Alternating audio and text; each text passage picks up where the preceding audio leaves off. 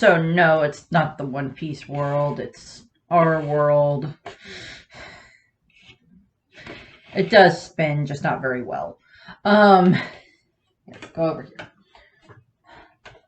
It's the closest thing I have, and I'm talking about the world government anyway. So, this is another one of the rulers and leaders videos. This one is going to be an overview video of the world government. So me going through and talking briefly about the history of it, briefly about some of the other things that we know are a part of the world government, and we know the important people and things like that. And then I will have other videos where I break down specifically, you know, the Gorosei, the world nobles, the reverie, things like that, where I have specific videos where I break down those things. Is probably going to end up getting kind of two at the moment. One that I'm going to do soon, where it's going to be talking about like theories that are around about and then much later on, when we get much more information about then I'll do a follow-up video about that. Kind of similar with the Gorosei. I will do a video about the Gorosei in regards to the information that we do know, but I'm not intending to do a video where I go through and talk about every single one of them individually. If you want that, go watch Tekken. Yeah. In regards to the world government, we know that this is this global regime which has ruled the world of One Piece for over 800 years, and it was founded by an alliance of 20 different kingdoms, 800 years ago or so at the tail end of the Void Century. And currently, the current member status is up to more than 170 nations of the world's civilized countries, as they refer to them as. Given some of the things that we have seen happen in a lot of those countries, and the way that a lot of those countries treat their people, particularly with like Lelucia. I don't know why I thought of that one. There's no kingdom called Lelucia. I don't know. Must have gotten that confused with a different kingdom. But like countries where the people are treated very horribly and everything like that, yet they're still members of the world government, things along those lines. There's not really too much in that regard. We know a list of a good number of the countries that are affiliated with the world government, as well as a good number of the current leaders that are affiliated with the world government. We do not know all 170 whatever nations, but we know, well, we don't even know the full 50 that were at this past reverie. But going through, kind of the quote that we get, and generally that's in regards to the world government, is of course from Spondum at Enies Lobby, when he's saying, look at that symbol, pirates. That mark represents the unity of over 170 nations, and the four seas and the Grand Line. This is the world. And we of course know what happens after that. Luffy tells Sniper King to set the flag on fire, which he does, and then they proceed to then rescue Robin, and resulting in the destruction of Enies Lobby in the process, with the Buster Call that happened because of Spondum being an idiot.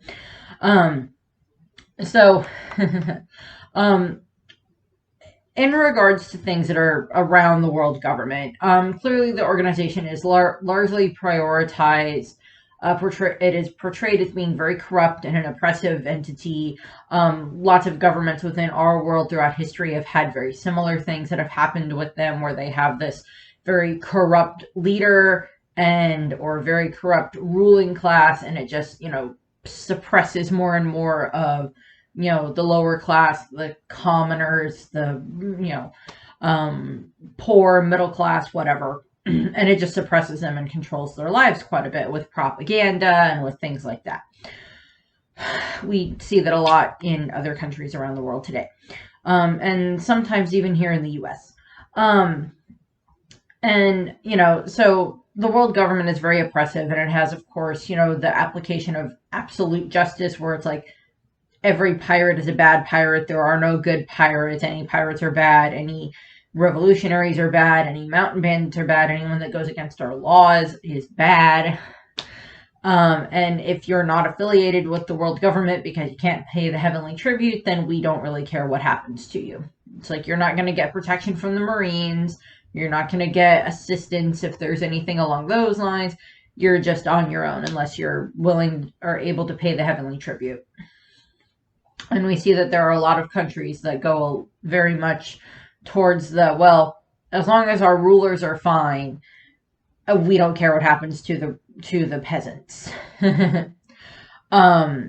And such. And we see that in the Goa kingdom as well, with, you know, the way that the royals and the nobles in Hightown and Edgetown and everything like that, with the way that they act in regards to the people in Edgetown itself, and in, you know, the Great Terminal and all of that.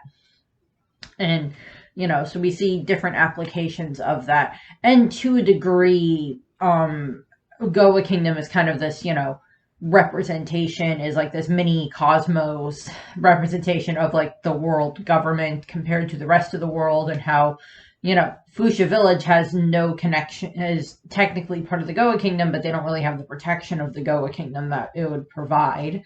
Whereas, you know, other islands that are not affiliated with the world government would not have that protection. So there's like this mini representation there, which I'm quite certain has been pointed out by other people. The world government also provides this large amount of law enforcement, of course, when it comes to the Marines, the Coast Guard, the police, sheriffs, however you want to put it. There's lots of those other different sections within the world government that are designed to keep people safe, and also designed to punish those who break laws. So there's also, you know, the judicial system and everything like that, which, for the most part, from what we've seen, tends to be pretty corrupt. We've had a few instances of judges who were not corrupt, or at the very least easily swayed by sea trains and dancing. In regards to Django's cover story, where he gets acquitted by dance because of a judge. And then in regards to Tom, who builds the sea train, and that judge is rather lenient in what happens. So we do have some examples of good judges, but then unfortunately the majority of the judges are very much corrupt, and not, you know, they're very corrupt, they're very lazy, they're very just, I don't care, just send the person to jail, I don't care what they did. Yeah, sure, send them to impel down. And then there's the just 11 jurors for Ennis Lobby that are former pirates that just condemn other pirates to impel down so they can get a lighter sentence themselves. So there's that. And of course, in regards to things with the world government, there's of course the hierarchy within the world government. That I'll break down a little bit more in other videos, of course, but, you know, you have the absolute ruler of the world government, even though very few people know about him, is Imu-Sama. And then you have the 5 elders, who are basically the heads of state, and for the rest, to the majority of the world, they are the ones that are technically in control. And then you have Gerling Figureland, who is like this supreme commander of the God's Knights, and we don't know exactly where he falls into things, but he's probably definitely higher up than most other celestial dragons, but probably not as high as like the 5 elders, but he's probably still very much respected by the 5 elders to a degree. And then of course we have the world nobles, who are of course just the ruling class in general, and we of course see how they treat just people in general. The world nobles, the Tenryubitu, celestial dragons, however you want to refer to them. I'll probably break them down into a specific video, obviously, and might see if there's any specific ones I want to talk about. The only one I'm leaning towards specifically talking about in an individual video is Milzigard. But I haven't 100% made that decision yet.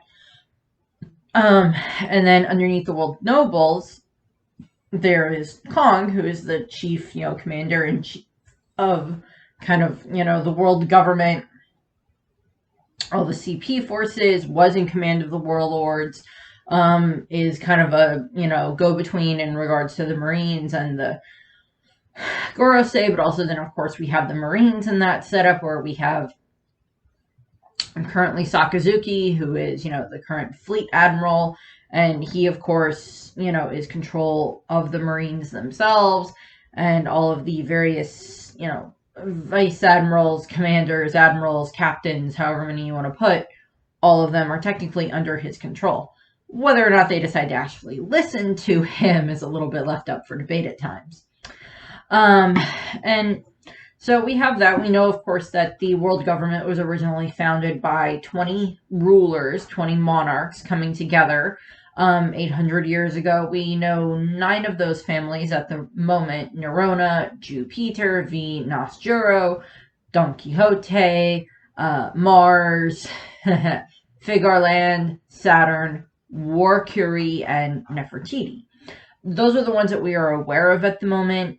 Down the line, we'll probably get more. I don't know if we'll ever 100% end up with all 20 specific names, but we'll see. And of course, I will talk specifically about the Reverie in a different video, but I wanted to make the comparison here that the Reverie, and to a degree the world government in general, is kind of this very similar representation of the United Nations that exist in our world, where there are countries that are members of the United Nations, but not every single country in the world is a member of the United Nations. And then on top of that, there is also NATO, which is a separate organization from, which is a separate organization from the United Nations that is mainly dealt with trying to fight, prevent Russia and stuff like that, which is currently in the news a lot because of what is going on with Ukraine and Russia at the moment. There's lots of talks about NATO and things like that, and other countries wanting to join NATO because of what happened with Russia and Ukraine. So there's that. Again, I am going to do a video in the Reverie, where I'm going to do a bit more of a history of the United Nations, because that's a little bit more of a representation of that there. But there's a little bit of similarities between the world government and the United Nations, with all of these different representations of leaders coming together and stuff to try to figure out global problems. In regards to just kind of the overview of the world government, as I said, there's 170 countries, if not more. Certain countries might be leaving that at the moment, given things that just happened at Reverie and stuff. We also know that currently kind of their main issue that they're trying to deal with is, Dragon and the revolutionaries and stuff like that, with other people, and even pirates being opposed to the political ideals that the world government is trying to force on to the rest of the world. Even in the live action trailers and stuff that have come out for the One Piece live action, which I'm really hopeful about. There's even stuff for posters where we see propaganda, because we see the bounty posters, but we also see other posters talking about, pirates are bad and stuff like that. So we see that. And we see the way that the regular people in the world tend to react to pirates in general. We might see a little bit more of that within the live action, but we'll see. Of course, we know that the world government, for the most part, along with the Marines, tend to, approve of the absolute justice. We particularly saw that with what happened with the Buster Call. And of course, in regards to, the absolute justice that is performed at Ennis Lobby, in regards to just anyone that's a pirate, or anyone that is, a revolutionary, or anyone who has gone against the world government, you're going to impel down. We don't care. That's where you're going. We've seen that, Marijua is this holy land where, the celestial dragons can do whatever they want. And then even if they descend into the lower realm, they are able to do whatever they want because of their status. We know that the world government is technically ruled over by Imu, but we don't know 100%, we don't know fully how many people know about him. The Gorosei definitely, now including Sabo and Dragon, and, Ivankov in that regard, given things, and technically, I guess, Wapol. But We don't know exactly how far his presence is felt, as in, like, people know who he is within the world government themselves. We know that Emu seemed to at least somewhat be okay with them wanting to bring Fishman Island to the surface, because that was addressed at this latest reverie, and he didn't seem to do anything to stop it. And then, of course, we know that his wishes, his orders, are carried out by the elders, the five elders, the Gorosei, five elder planets. And they are the highest public authority in the world, as in people with enough knowledge of the world know that, okay, so the five elders are the ones that are kind of the rulers. And so it's like, oh, it's this illusion that, like, oh, one is not above the other, so it's the five of them are equal. We also know that they each have their own specific duties that they have themselves. One's in charge of justice, one's in charge of the economy, one's in charge of science development, one's in charge of the environment, and one is in charge of war preparations and things like that. So we know that those are all different, kind of facets of the government, which are very similar to facets that are in most governments around the world, from around in our world. Just look at, like, the president's cabinet and stuff like that, with the secretaries of state and education and agriculture and things like that. So we have that as a similar comparison there. And that's kind of where the five elders tend to be found, in those different areas. We also know that they do. One of them has now left the perch and gone off to Egghead, so we'll see what happens there.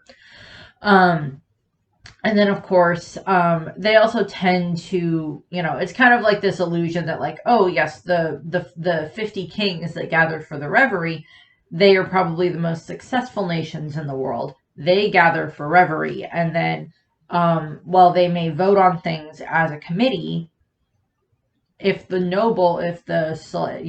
elders or if Emu are against it, then they have to come up with some reason as to how to stop the kings from voting on that.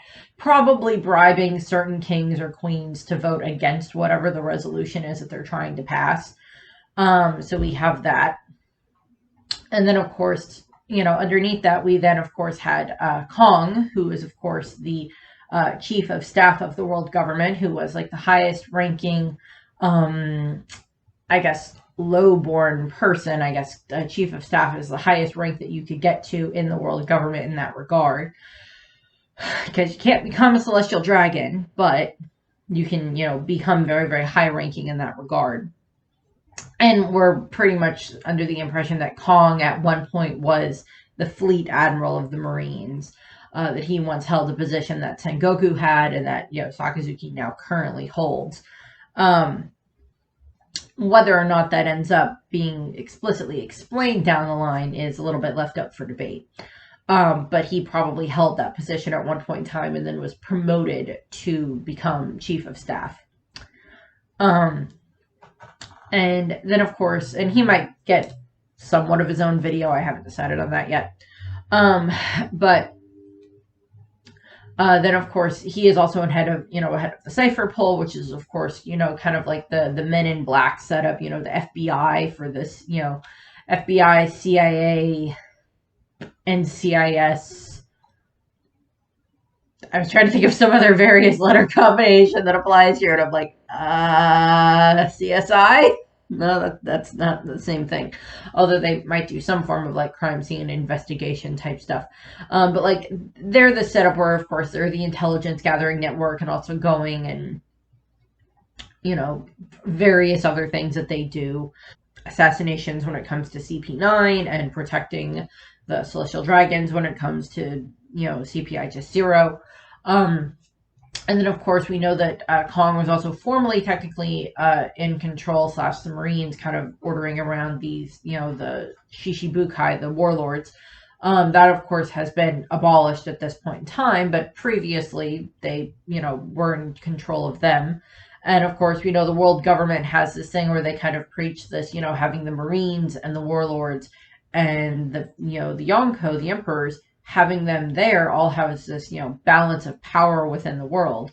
And of course, one of the reasons they were somewhat against abolishing the warlord system is because, oh, well, how are we going to keep that system in balance? And that's where, Vegapunk came in with the Seraphim and everything and the Special Science Division. And we've seen what those Seraphim are capable of. And I would definitely say that they were a good investment in that regard. We'll see how they pan out in the end. But so we see that the world government mainly is designed to try to stand up against pirates, or at the very least, they were originally designed, founded to then fight against the Great Kingdom, and after the war, that's where they fully founded the world government and everything. And there's the whole propaganda setup, which we now know is a complete and utter BS anyway, and probably figured out very quickly as an audience, almost as soon as the empty throne is shown to us with all of the swords in front of it and all the different layers and levels of swords going up and down. That, oh yeah, no, that is complete BS.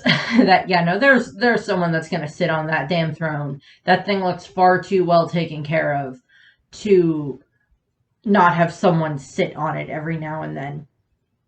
And where, and of course, people, and I think I've made the comparison myself that the empty throne is also very similar to the Iron Throne in Game of Thrones, that are these conquered kingdoms that have laid down their weapons and everything like that were conquered by the Targaryens and everything. So there's that similarity there. And of course, in regards to the empty throne itself, that is where Im sits and where, he reigns over the rest of the world from the comfort of Marie-Joie. And his giant chair, or him being tiny, depending on stuff and the perspective. So we see that a lot. And of course, throughout the course of the series, we've seen just interactions with the world government. They tried to get Nico Robin multiple times. They've been after her since she was a child, after the Buster Call in O'Hara and everything. We've seen what the world government is willing to go to for the extremes with Buster Calls. And I highly doubt that O'Hara was the first Buster Call that has ever happened. But, the first, probably one of the first or a few where someone has survived it. Technically, 2 people survived it in regards to the fact that we know that Saul is alive. And of course, we know that there's other nations that are not affiliated with the world government because we know, well, beyond, the Yonkos nations and such as well, when it comes to Wano, or if it comes to Totland itself, or we know that Blackbeard was trying to get the world government to, recognize Hachinosu as a legitimate nation, and then probably try to make it a member nation I was about to say of the United Nations. That's wrong. Make Hachinosu a member of the world government as an affiliated nation. We'll see what happens there. We know that they have, this large amount of political power and holds full rights to halt or encourage any political action without question or opposition. We know that, Dragon and the rest of the revolutionaries are trying to do what they can to try to topple the world government. We know that Marie-Joie seems to be, to a degree, kind of the heart of the world government, but we also know that there was, Ennis Lobby and Marineford and Impel Down, that there was that whole system. And then, of course, you bring Impel Down into the argument where it's, Impel Down is where, pirates and other lawbreakers and stuff like that end up. Mostly pirates, because mostly if you're someone that has gone against the world government in some shape or form, you're generally just put as a pirate, except for the revolutionaries that are just put as revolutionaries. But for the most part, it's oh, you went against the world government, or you're doing something they don't like. Pirate stamp. Here, if you get 10 of these, you got to go to Impel Down. You get a free sentence to Impel Down. It's like a sandwich card. Sandwich punch card. And so we see that. We saw that exact thing happen to Pedro and the Nox expedition party that were then labeled the Nox Pirates. So we've seen that multiple times. We know that, they've also had various points in time with Impel Down, which was, for all intents and purposes, probably built with enslaved fishermen labor, given the fact that it's built on the frickin' bottom of the ocean, and built up to the surface. We know that, of course, there's all the different levels in Impel Down, and that level 6 is where they send people who just need to be forgotten by the world.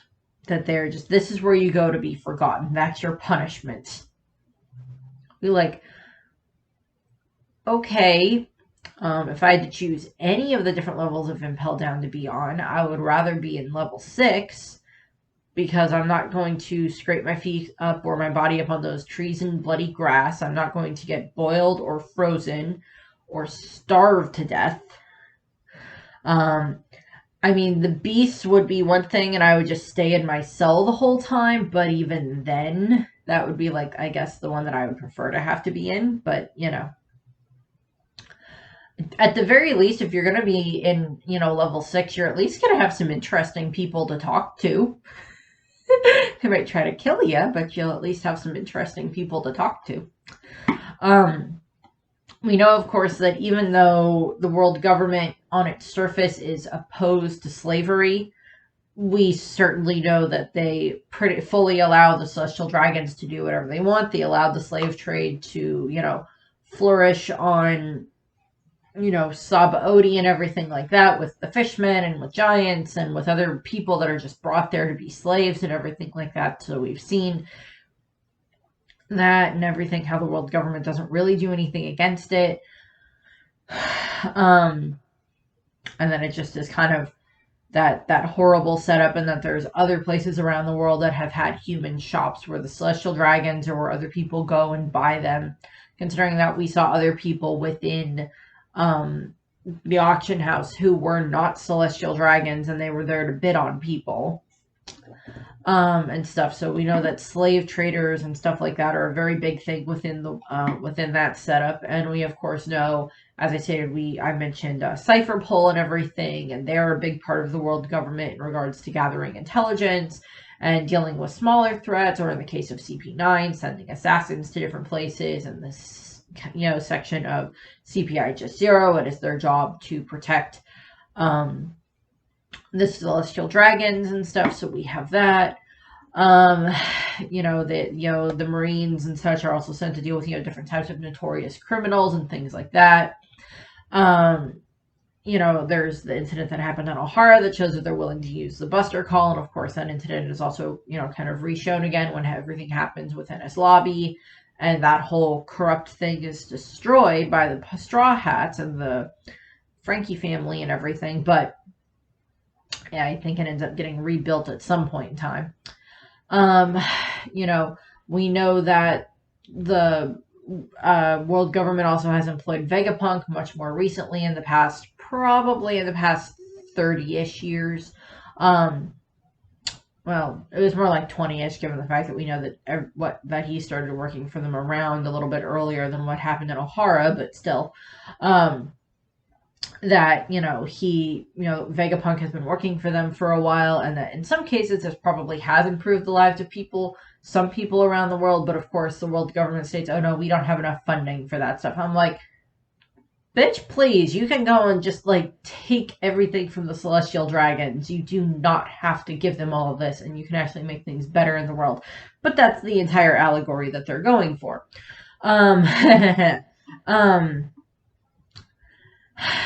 We know some of the other affiliated nations, Drum Island, Alabasta, different things like that. We've seen the cruelty that they are capable of in regards to things along the lines of, Tequila Wolf and everything, where they have this bridge that has been being built for the past, 300, 400 years or whatever, by slaves, for all intents and purposes, slaves, to appease the wish of a celestial dragon who is long dead and wouldn't have been around to, use the bridge in the first place by the time it was finished. So there's that. We know that there are these pledges of loyalty that people take to the world government, and that probably going against them, in regards to going against pledges of loyalty to the celestial dragons and the Gorosei, probably result in death. We know that they try to prevent certain information from getting spread by the newspapers. We see this when they try to buy Morgans, which is something that a lot of different governments and even celebrities will do. Well, they will buy up stories that, make them or their kids look bad, and they will try to buy that up so it doesn't get printed. That's becoming much less of a thing that is capable of being done this day and age, with social media and with, internet and everything like that, but it still happens. So we have that. And so there's lots of different things in that regard. There's other organizations that are underneath the heading of the world government, as I stated, the Marines, the CP9, formerly the Warlords, the God Knights in regards to the World Nobles, different things along those lines. I think I said Cypherpol, but Cypherpol. So, Impel Down gets brought into that. And the Marines, of course, also have like the Coast Guard, and then there's like police in different areas and everything like that. Although the main kind of law enforcement body does seem to be the Marines for the most part. So we've seen a lot of that stuff. We've seen what happens to nations and countries and cities and towns that are not affiliated with the world government. We saw that happen with Nami's village, and other villages that were in the same situation as hers, with Kokoyashi and Arlong and everything. Even in one of the filler arcs that they did for a tie into Strong World, there was, the Little East Blue Island, where, the Straw Hats land there and they find out, oh, this is, reminiscent of places that a lot of us grew up and everything.